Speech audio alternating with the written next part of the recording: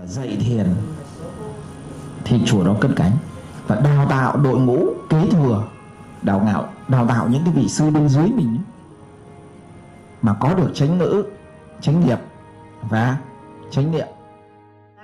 With the right solution, the right words, the right actions, and the right nurturing of life.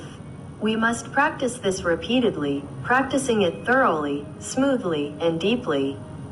The Buddha calls this right diligence. Right diligence is alertness, but with relaxation and ease, it is awareness. But it must be clear in the mind, not the effort of the individual ego, but relaxation with awareness. To practice this, the Buddha has guided us towards mindfulness and right concentration.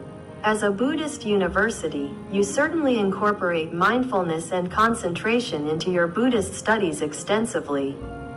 We, as practitioners of Buddhist teachings in life, transform all mindfulness and concentration into practice.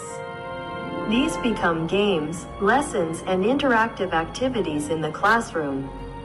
And when students and teachers play together through mindful activities, it's a way of applying life within life so that teachers and students can understand each other. Bosses can understand employees, wives can understand husbands, and mothers can understand their children.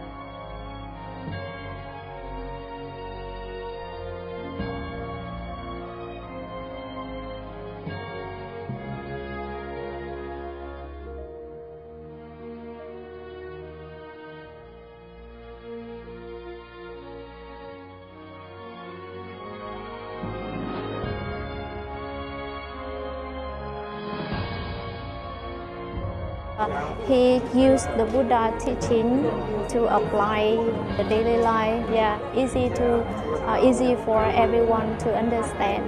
It was insightful. Could be very beneficial for the world to be able to implement. We are very thankful to share the Dharma, the Buddha educations, and the Vietnamese social activities the teachers gave us. So we are very happy. Very experienced, and this is very opportunity to me, and very helpful, and I gain very knowledge from this event. What was interesting is how to take Buddhism and Buddhism knowledge and teaching, and how everyone can apply it in everyday life. So as student at school, in class, it's always good to remember it. The most important thing is not to judge or think what people say, but to understand how they share it.